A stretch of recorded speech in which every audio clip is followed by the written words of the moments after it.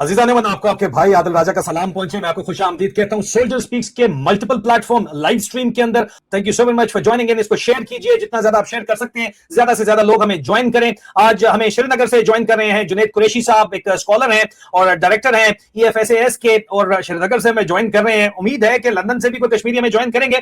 कल जो नहीं ज्वाइन कर पाए थे, अगर वो आ गए तो ठीक है, नहीं आए तो कोई बात नहीं। कश्मीर की रिप्रेजेंटेशन के लिए आज जुनैद कुरैशी साहब हमारे पास मौजूद हैं और उनसे हम बड़े सख्त सवाल पूछने जा रहे हैं। आज जो राइट्स मूवमेंट है उसका 32वां दिन है, और जितना हम 15 जुलाई के करीब पहुंच रहे हैं उतना ही मूवमेंट एक नए और इंतहाई अहम मोड़ के ऊपर जाती हुई नजर आ रही है। ज्यादा लोग इसको ज्वाइन कर रहे हैं, उसके साथ साथ इसके ऊपर क्रैकडाउन भी उतना सख्त होता जा रहा है। मैं आपको दिखा रहा हूं स्क्रीन के ऊपर, मजीद हुकूमत पाकिस्तान ने जो है वो रिक्विजिशन किया है फेडरल कांस्टेबलरी और पाकिस्तान रेंजर्स, जो पंजाब रेंजर्स हैं बेसिकली, 7 विंग रेंजर्स के, 7 बटालियन रेंजर की, 4000 रेंजर के लोगों को फ्रंटियर कांस्टेबलरी और 7 विंग, 800 बंदे का एक विंग होता है। तो आप अंदाजा करें कि ये तो एक पूरी फौज कशी करने जा रहे हैं। कोटरी इलाके में है, रावलाकोट के अंदर, वहां पे जो मनाजर थे वो भी आप देख लीजिए। ये देखिए आप,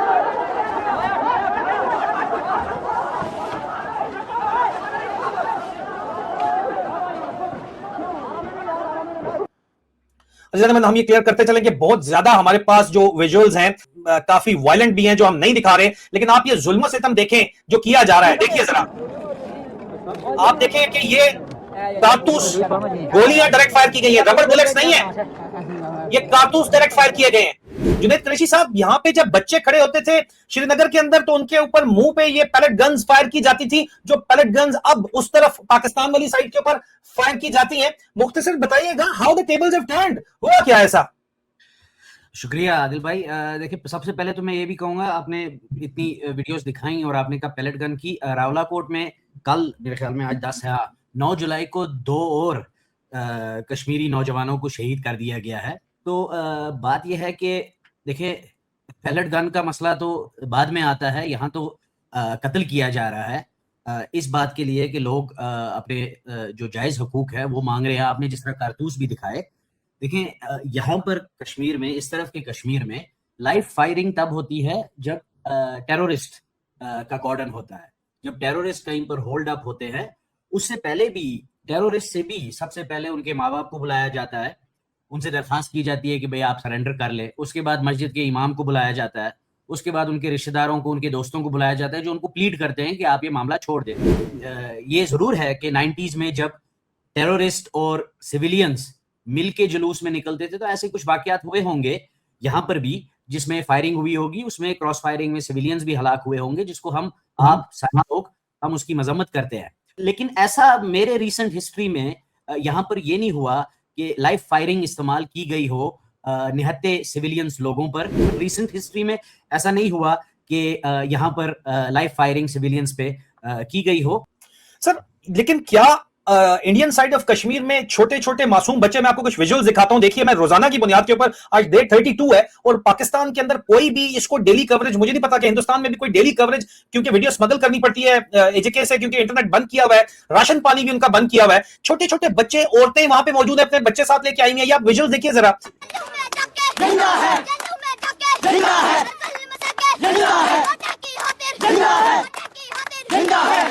अच्छा, यहाँ पे एक चीज जो बहुत इंपॉर्टेंट है वो ये है कि जिंदा है जनता, जिंदा है, देश की खातिर जिंदा है। ये वहां पे लफ्ज ये बोले रेगुलर जाते हैं, कोई बाहर से इंपोर्ट नहीं किए गए। वहां पे एक तो ये सिमिलरिटी है, दूसरा ये, सर आप सुनिए जरा। जिंदा है, जिंदा है, जिंदा है, जिंदा है,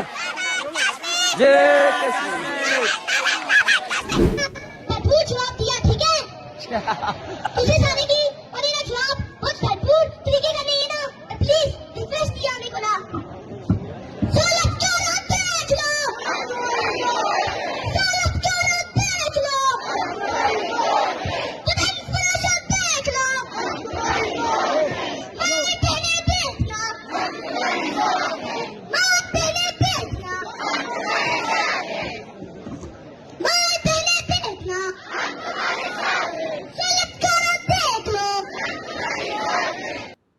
जो है साहब, at the peak of its resistance जो आपकी इंडियन साइड ऑफ कश्मीर के अंदर थी, और अब तो बिल्कुल मामलात खैर जो है वो बड़े फर्क हो नजर आते हैं। आप श्रीनगर में बैठे हुए, क्या इस तरह ये जो बहुत छोटे छोटे मासूम बच्चियां हैं, उनकी माएं बैठी हुई हैं, और ये 32nd डे कंटिन्यूस है, क्या इस तरह की मूवमेंट आपकी तरफ भी थी या सिर्फ ये एक नया एक फिनोमेना है जो आपको नजर आ रहा है इस वक्त पाकिस्तान साइड ऑफ कश्मीर के ऊपर? मैं आपको सच्ची बात बताऊंगा, मैं शऊरी तौर पे इसके हक में नहीं हूं। अब बात यह है कि देखें, यहाँ के हालात डिफरेंट थे।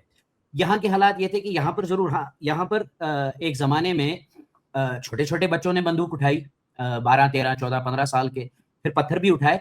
द डिफरेंस यहाँ पर यह था कि उन्होंने ये बंदूक और ये पत्थर उठाए थे ऑन द इंसिस्टेंस ऑफ, जिस तरह आप जानते हैं, on the insistence of the Pakistani intelligence agencies. ठीक है, पाकिस्तान की ISI ने यहाँ पर एक प्रॉक्सी वॉर स्टार्ट किया था। उसमें लोगों को ब्रेन वॉश किया गया, इंडोक्ट्रिनेट किया गया, और उसमें पैसे ने भी एक बहुत बड़ा रोल खेला।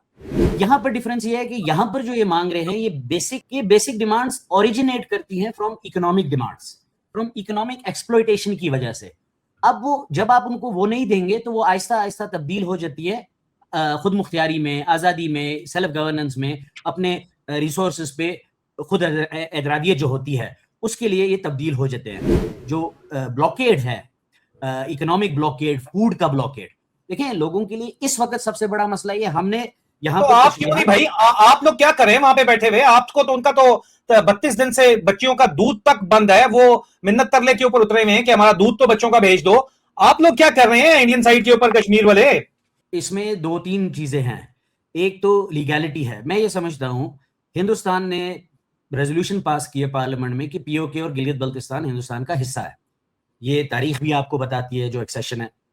देखें, लेकिन ISI की जो मशीनरी है वो इतनी स्ट्रांग है, उसने इन प्रोटेस्ट को जो ऑर्गेनिक है, इनको कहीं जगहों पर डिस्क्रेडिट करने की कोशिश की है, ये बता के कि ये हिंदुस्तान इंड्यूस कर रहा है। अगर एक सिविल मूवमेंट कहीं पर चल रही है, why should any country which is a democratic country, why should it not support it? हम जब गजा को सपोर्ट करते हैं, गजा भी एक सिविल मूवमेंट है, गजा की राइट्स मूवमेंट है, हालांकि ठीक है उसमें टेररिज्म की भी मतलब कुछ अनासर होंगे, लेकिन पूरी दुनिया उसको सपोर्ट, पूरा यूरोप उसको सपोर्ट करता है। So I don't understand why India shies away from openly supporting a civil rights movement in a... Are you inviting India to intervene, sir? क्या चाह रहे हैं आप? I think no democratic country should shy away from supporting civil rights movement of people anywhere in the world. Humanitarian basis पे ही, जब हिंदुस्तान, जब बांग्लादेश में floods आते हैं तो हिंदुस्तान एड भेजता है। जब अफगानिस्तान में जंग होती है तो हिंदुस्तान एड भेजता है। गजा में एड भेजता है। हिंदुस्तान ने कोविड के कितने वैक्सीन भेजे हैं। तो अगर उन्हीं के शहरी एक ऑक्यूपाइड टेरिटरी में आटे और खाने के लिए तरस रहे हैं तो वो क्यों नहीं भेज रहे हैं? Why shouldn't they? Okay, this is a question which can only be answered by the Indian government and establishment. तो आप तो इंडिया साइड ऑफ कश्मीर के ऊपर बैठे हैं, लेकिन कश्मीरी खुद इसके ऊपर क्या कर रहे हैं, ये सवाल था, लेकिन इसके ऊपर वापस आएंगे। हमारे पास कुछ विजुअल्स हैं सर, वो देखिए आप, जो आज के विजुअल्स हम तक पहुंचे हैं। आज भी जज्बा जो है, वो जोश जो है, वो ठाठे मार रहा है। देखिए जरा, ये हमारे पास आज के विजुअल्स जो पहुंचे हैं, जेके से स्मगल आउट।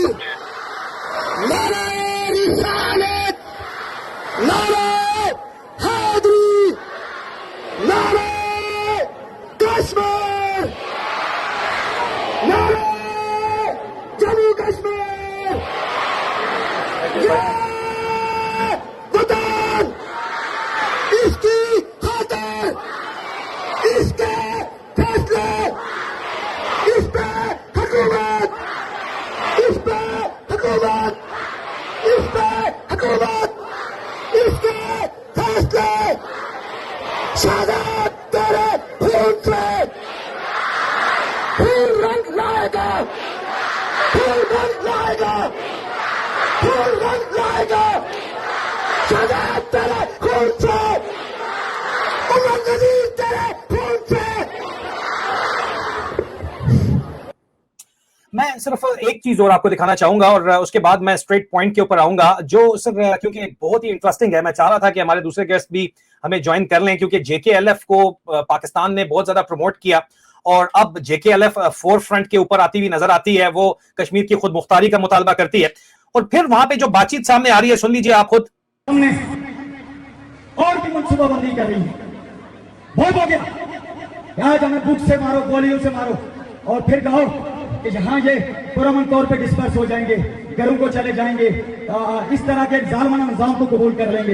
ये हमें न कल मंजूर था, न आइंदा हमें मंजूर। लिहाजा मैं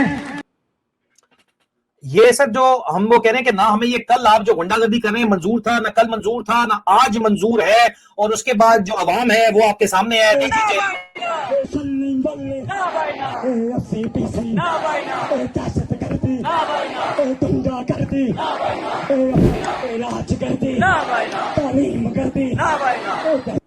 अब ये नारे आपके सामने हैं, और ये नारे जाहिर बात है कि सर ये सिर्फ अब नारे तो नहीं है, 32 दिन में सिर्फ नारों से भी बात अब बहुत आगे बढ़ चुकी है। एक सियासी डेवलपमेंट बहुत बड़ी सामने आई है कि जम्मू कश्मीर लिबरेशन फ्रंट ने भी मूवमेंट के साथ अपनी हमायत का इजहार पब्लिकली कर दिया है।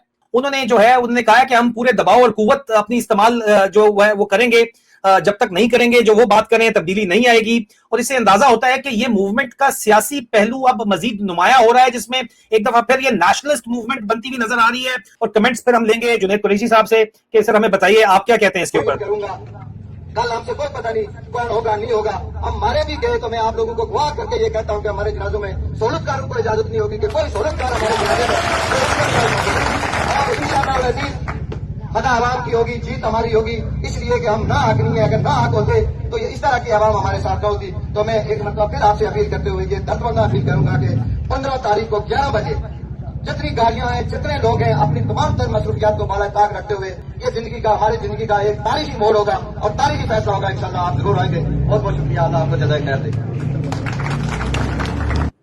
जुनैद कुरैशी साहब कैसे देख रहे हैं आप जेकेएलएफ की एंट्री को इस पूरे सिनेरियो के अंदर, जो कि एक नेशनलिस्ट अलहदगी पसंद पार्टी है, और क्या यूनिफिकेशन ऑफ कश्मीर इस मूवमेंट के नतीजे के अंदर पॉसिबल है?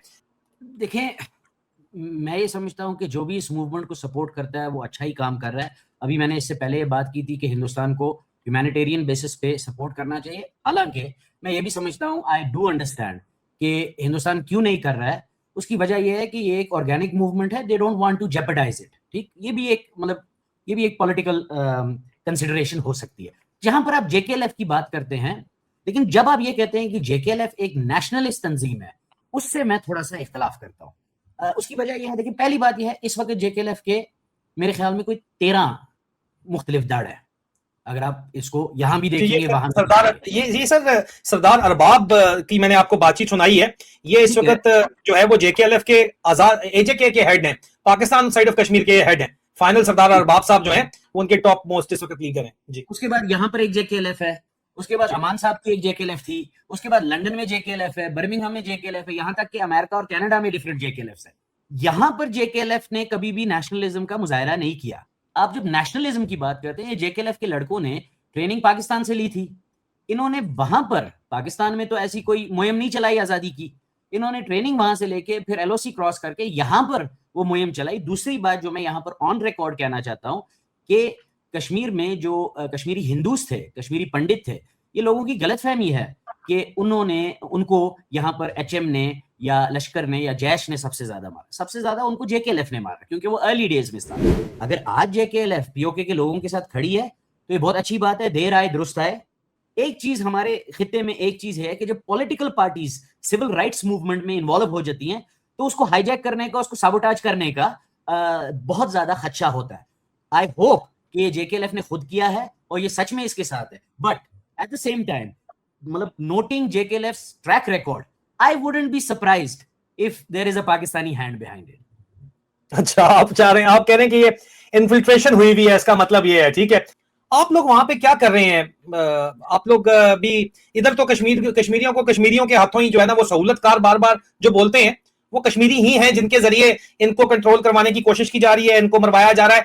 आप लोग क्या कर रहे हैं यार? आपका क्या प्लान है मदद करने का? आप कह तो रहे हैं कि ड्रोन्स के जरिए वहां पे आटा और राशन भिजवाया जाए, ह्यूमैनिटेरियन एड भिजवाई जाए, लेकिन why not? Politically not doable जी, इट्स नॉट डूएबल। तो सर वहां पे एलओसी वाला इशू चल रहा है, वहां पे फायरिंग शायद होंगी। आप लोग जो है इस इशू को यूनाइटेड नेशंस में ले जाके कम से कम ह्यूमैनिटेरियन ग्राउंड्स के ऊपर उनका राशन पानी तक पहुंचा सकते हैं। आप लोग क्या कर रहे हैं sir? What are you doing about it? It's been 32 days. आप क्या कर रहे हैं? बहुत से लोगों ने यूएन में, यूके में, मुख्तलिफ एमपीज, बहुत से डायस्पोरा ने इस बात को उठाया है। अब बात यह है कि I think the current scenario, the current strategic position in this region, जहां तक यहाँ के कश्मीरियों की बात है कि हम क्या कर रहे हैं, तो मैं आपको सच बात बताऊं कि यहाँ के कश्मीरी कुछ नहीं कर रहे हैं। How come the scenario favours Pakistan? उन्होंने, आपने जो है, इंडिया ने इंडस वाटर ट्रीटी को सस्पेंड किया, इन्होंने रिस्पांस में शिमला एग्रीमेंट को सस्पेंड कर दिया। ओ भाई, एलओसी तो सस्पेंड है, एलएसी तो सस्पेंड है, ये तो I सस्पेंडेड understand. है। तो इंडिया जो राजनाथ सिंह साहब जो है और मोदी जी क्लेम करते चले आ रहे हैं कि भाई वो तो हमारा है, पीओके और जीबी हमारा है, वो हमने ले लेना है। आपके क्लेम, फिर इसका मतलब है कि सर, इसका मतलब है कि रेटरिक पाकिस्तान में भी और इंडिया में भी, ये जो रेटरिक है, ये जो बड़े बड़े बयान है, ये सिर्फ पब्लिक को ठंडा करने के लिए है, और अंदर पॉलिसी जो है वो टोटल स्टेट क्राफ्ट उससे बिल्कुल 180 ऑपोजिट चल रही है सर। ऑफ कोर्स ये पॉलिटिकल रेटोरिक ही है। अलबत्ता इस तरफ के पुंछ और राजौरी में बहुत से लोग हैं, 40,000 पीपल हु आर सेइंग कि भाई हम एलओसी की तरफ मार्च करेंगे, हम अपने पीओके में भाइयों की मदद करेंगे। तो रियलिस्टिकली स्पीकिंग ये सिर्फ रेटरिक है, ये सिर्फ बड़कबाजी है दोनों तरफ से। इधर से कहते हैं कश्मीर हमारी शारग है, कोई शारग नहीं है, शारग को कोई खुद नहीं काटता जिस तरह पाकिस्तान के जर्नैल काट रहे हैं, और इंडिया से कहा जाता है हम आके ले लेंगे, वो हमारा है। लेकिन वो सिर्फ और सिर्फ एक जुमलाबाजी है। जो स्टेट क्राफ्ट है वो जुमलाबाजी से बिल्कुल हटके चलता है। नैरेटिव जो है वो कौम को ठंडा करने के लिए, अवाम जनता के लिए होता है। State craft is totally different. ठीक है सर, हम मानते हैं। मैं आपको जरा ग्राउंड के ऊपर एक बातचीत सुनाना चाहता हूं, फिर मैं वापस आपके ऊपर आता हूं, आपके पास आता हूं। ये हो रहा है ग्राउंड के ऊपर, ये बातचीत है ग्राउंड के ऊपर। है आपने एक ऐसे इलाके को दहशतगर्द इलाका डिक्लेयर करवाना है कि 78 साल, 8 दहाइयों की तारीख है, 8 दहाइयों की तारीख। इस 8 दहाइयों की तारीख में इस खिते में कभी लासानी, फिरका वाराना, कभी किसी किस्म का कोई तशद्दुद वाकया रोनमा नहीं हुआ। कहीं लोग आपस में नहीं लड़े, कहीं बंदूक का इस्तेमाल नहीं हुआ। अगर कहीं थोड़ा बहुत हुआ तो मुजफ्फराबाद असेंबली में बैठने वाले कुत्तों ने अपने इलेक्शन में लोगों को लगाया। उसके अलावा और अगर कहीं हुआ, लोगों में से भाईचारा खत्म हुआ। रातों को भरपूर पहरे देने हैं, सिक्योरिटी बिल्कुल टाइट रखनी है, और जो भी हालात होंगे, जो भी हालात होंगे, मुकाबला करेंगे इंशाअल्लाह। जो आवाज आ रही है वो आपके सामने है, देखिए जरा। दो मासूमों की जान लेके हजारों एससी, पीसी और रंजर के नौजवानों को रावला कोर्ट दाखिल किया गया, हमें कुचलने के लिए, हमें पसपा करने के लिए। तो इस एतबार से मेरी आपसे गुजारिश है, और पूरे आजाद कश्मीर पर से, जफराबाद डिवीजन से, और इसी तरह बरनाला, पिंबर, समानी, डिग्यार, चकसोई, इस्लामगढ़, नक्याल, खुलेटा, चोई, सेसा, ससारा, कोटली, तमाम कोटली के तत्तापानी, तमाम कोटली के डिस्ट्रिक्ट तहसीलें, तमाम यूनियन काउंसिल, तमाम आवाम से, और पुलिस डिवीजन के तमाम आवाम से इंशाअल्लाह कि हमने गाड़ियों पे मार्च करना है या पैदल मार्च करना है। 13 जुलाई को इसी पंडाल में इंशाअल्लाह आपको उससे आगाह कर देंगे। लेकिन अपनी तैयारियां शुरू कर लें, एतमी तैयारियां शुरू कर लें, इस अज़म और यकीन के साथ कि हम हक पे ये हुसैनी काफिला है, इंशाअल्लाह फतह हक की होगी, फतह सच की होगी, फतह हमेशा रहती दुनिया तक हुसैनी काफिले की होती रही है, होगी। इन उम्मीद और यकीन के साथ जो बड़ा सवाल है, जो मेरा आपसे सवाल है कि अब एक तरफ तो ये मूवमेंट चलने वाली है और दूसरी तरफ एक पूरी फौज उतारी जा रही है पाकिस्तान साइड ऑफ कश्मीर के अंदर। 7 रेंजर, पंजाब रेंजर्स के विंग और 4 आजाद जो है वो फ्रंटियर कंस्टेबलरी को मजीद उतारा जा रहा है। तो ये मामला किस तरफ जा रहा है सर? ये 15 जुलाई को आपको क्या लग रहा है कि अब ये मामला किस तरफ जा रहा है, जुनैद कोई साहब? देखिए, मैंने आपको पहले भी ये कहा है और मुझे इसी बात का डर है, और आपने देख लिया कि उनकी मजबूरियां भी क्या हैं, उनको किस तरीके से दबाया गया है। जब आप आदमी को इतना दबाएंगे तो आखिरकार a cat in the corner makes very strange jumps. तो यही चीज यहाँ पर भी हो रही है। लेकिन पाकिस्तानी आर्मी ये वो आर्मी है, हमें ये भूलना नहीं चाहिए, और इसलिए मैं अपने पीओके के भाइयों के लिए बहुत ज्यादा फिक्रमंद हूँ। देखिए, यहाँ पर आपने ये देखा, यहाँ पर पाकिस्तान के झंडे भी लहराए गए। आज वो लोग नौकरियां कर रहे हैं, यहाँ पर बंदूक लाई गई, कत्ल किए गए, आज वो लोग जेलों से बाहर है। यहाँ पर पत्थर मारे गए, आज मैं बहुत से ऐसे पथराव वालों को जानता हूं जो आज पुलिस में नौकरी करते हैं। देखिए, बात यह है कि रिहैबिलिटेशन इसी को कहते हैं ना।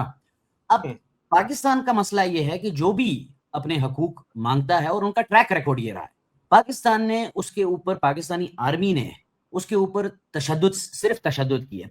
आप देख लें ईस्ट पाकिस्तान को, जो बांग्लादेश बना, मैंने तो लिखा नहीं है, हमूद रहमान कमीशन रिपोर्ट है जिसमें यह कहते हैं कि 3 लाख औरतों का, पाकिस्तानी, अपनी ही औरतों का, पाकिस्तानी आर्मी ने उनके साथ रेप किया, और कितने लोग उन्होंने मारे।